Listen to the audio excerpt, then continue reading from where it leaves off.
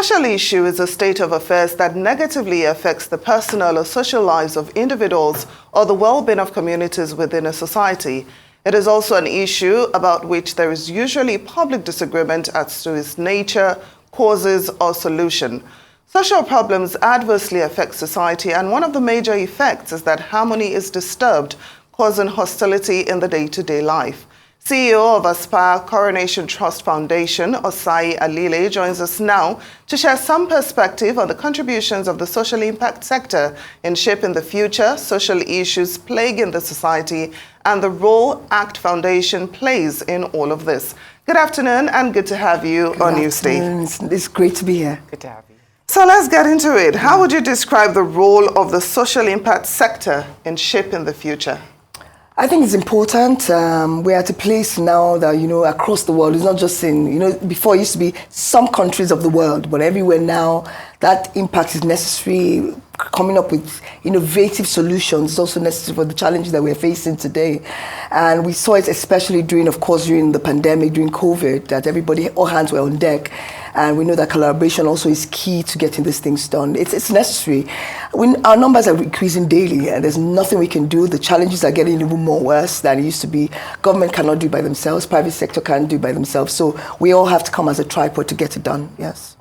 And what's the relationship between the social impact sector and the private sector, and the way they should be working to help some of these situations for the future and for us in Nigeria and Africa as well? I think it's getting better. Before it was like everybody just thought corporate social responsibility, we just tick some boxes.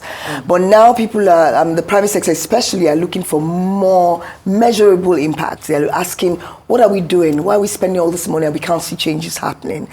So there are a lot of collaborations that are happening. I mean, we work with quite a number of private institutions, and we're looking and saying, okay, how do we go into the communities to see this done? What do we see? What are the issues? And not only bringing solutions to the communities, but we're asking the communities, what do they want us to do? And you see, those things help with the changes that we're seeing now. And once you can do this, there's one thing I always say, not everything that is faced can be changed, but if you don't face some things, no change will come. So we all have to be very, very, thinking through it and changing our mindset about how these things are done, and actually do face the changes and face the issues that we're dealing with. So when we look at how private sector comes into play and how we as the social sector come into play and the government itself, no one can stand alone. Collaboration in this next season of our lives has to be key, especially with the new government in Nigeria. We have to say, how can we all work together to harness all the different skills and tools that we all have in separate, because it's all separate, and then bring it together to say that we do more, we change more, and we become better as a society. Now, talking about, facing issues, I'm just wondering, I'm curious, if there's any role, that the social impact sector can play in helping Nigerians, cope with the current realities, especially removal of all subsidies. Is there any role? I mean, there is. I mean, even in terms of mental, because, just even look like my own small space. One of the things I do is sit down with the staff and say, okay, what do we do? And you realize that when we get to a place where we're thinking through a process properly, then it makes it easier. But also across the board in terms of health, environment, and how you see things in the communities you're living in. When a social impact sector person comes in there asking, what do we do? If we're having more malaria issues in this community, how can we help make it better? And so that's what we have done even in ACT Foundation. I work with over 100 non-profit organizations that work in the communities across all the states in Nigeria, now across 8 African countries, and we're asking, what are the issues that you're dealing with? How can we make it better? What do we do? How do we solve the issues, but solve them in a way that is impactful in the long term and sustainable in the long term? Could you give us an example of what some of the more prevailing issues are, and how impact is measured, and also if there's any room for innovation or improvement? Innovation is key now more than ever, and one of the things that we're pushing in the sector is that we need to use technology much more than we're doing in the first place. I mean, there are quite a number of things. When you talk about numbers of everything, unfortunately has gone up.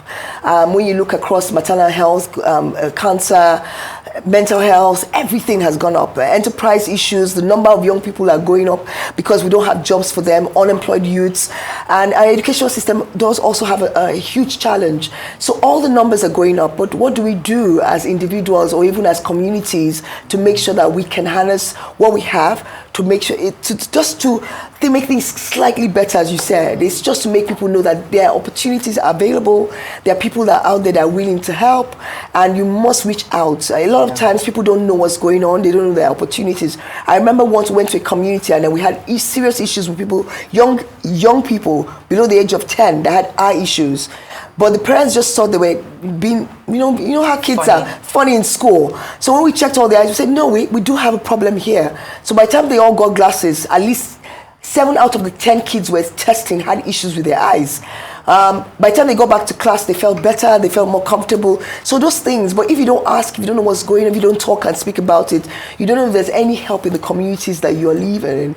But on our own part, we're also trying to push it out there, let people know that the social sector is strong, especially in Nigeria, and there are quite a number of people that are doing amazing work as we go along.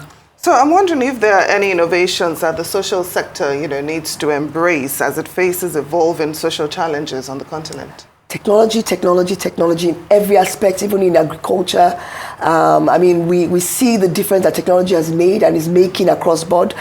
We have a project which we call Chain Makers Challenge, and we do that only based on technology, because the more you do, the better it is. When one person has a gift, you can do maybe 10 people in a day, but technology helps you to reach maybe 2,000 or even more than that. So we're asking them, embrace technology, embrace collaboration. You can't do it by yourself, no matter how great you think you are or how much money. Even Bill and Melinda Gates, the biggest foundations across the world, are looking for partners when they come into any country. So we, as indigenous nonprofits, we have to also look for partners to work with. And you've mentioned quite a few names, and it almost seems remiss to ask this question, but is the social impact sector, are they doing enough? Is there more that can be done? I know. Gosh. It seems that the numbers, you say, keep growing. We've seen on the news that the issues globally keep intensifying. Yes, Is there ever going to be a time when things equalize?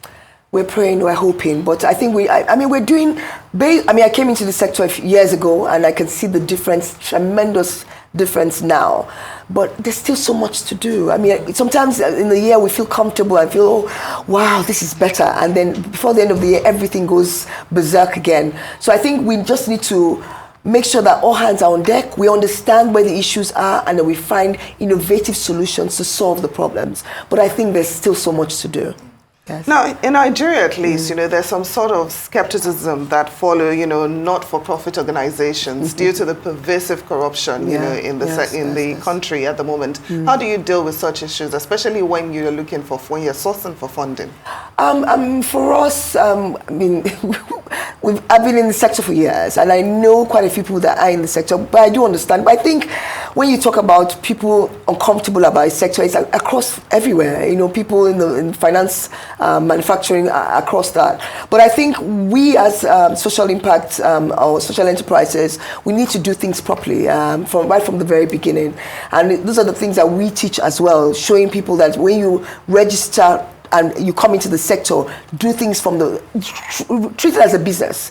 Yes, you have a passion, you want to help lives, you want to solve solutions, bring up solutions, but you have to treat it as a business. You have to be audited, you have to have a great board, you have to make sure that everything is very transparent so people can trust you. People give to people they trust. Even as individuals, we give to people that we trust. So they want organizations that trust as well. But these are things that we see all the time, but we are telling people that there are quite a number of organizations, especially in Nigeria, that are doing amazing work, and they're as transparent as possible. Yes. Apart from technology, are there any other innovations that are working within the sector? Is youth, women, I don't know if these are key points or key factors used to galvanize help in certain corners. Is there anything that the sector should be focusing on? Yeah, at different times and different seasons, there are things that are very prevalent, so at the moment, of course, a lot of things have to do with women and, of course, young people because of the numbers. Nigeria alone, 70% of the population are going to be below a certain age. So those are the things that we are all looking at. And I always tell people, if you are doing anything at all, you have to think of those people, because those are what we call endangered species, and they're important.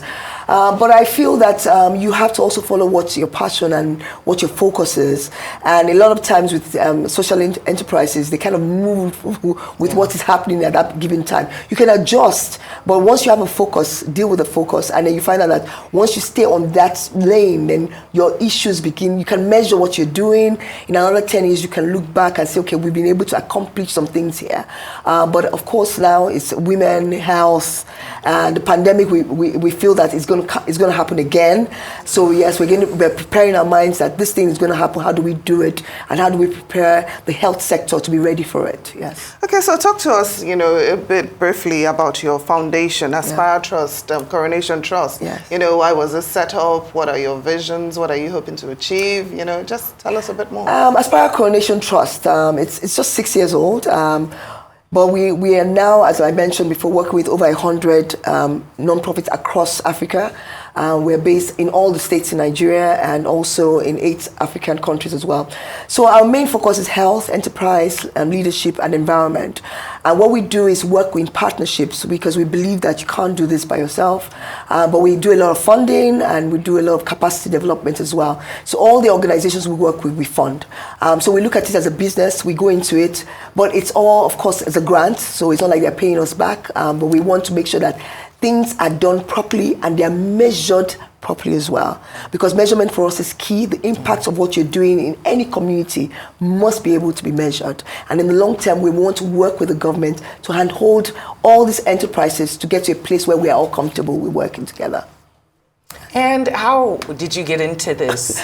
I mean, the sector is something that I stumbled on. I started off as a banker donkey years ago, and I started volunteering, and I realized that it's actually a career. So everything I've done in terms of my masters and everything has been in the sector, understanding how the sector runs and why it's important for us. So you see me now here dressed up, but when I'm in the community, everything is off. I'm in the community, and then if I have to do it, so you have to be able to be flexible and understand what the issues are. So when you're going, if I'm in the community in Kaduna now, I know how I'm supposed to be reacting in that community. And if I'm speaking at the UN, which I do, at the World Bank, I know it's different. So I love the sector. I believe that we have done a lot of work. It's just that our storytelling has been bad. We've not been able to showcase all that we've done, and that's another thing we are pushing for. We have to tell our stories ourselves. Nobody's going to come and tell the stories for us, and they're good stories to be told because there are quite a number of people that none of us know about but have been doing work in communities for years, spending their own personal money to do these things, and we feel that we have to tell those stories. Well, indeed, Osayi Alile, CEO, Aspire Coronation Trust Foundation, thank you so much for joining us on Newsday. Thank you so much for having me.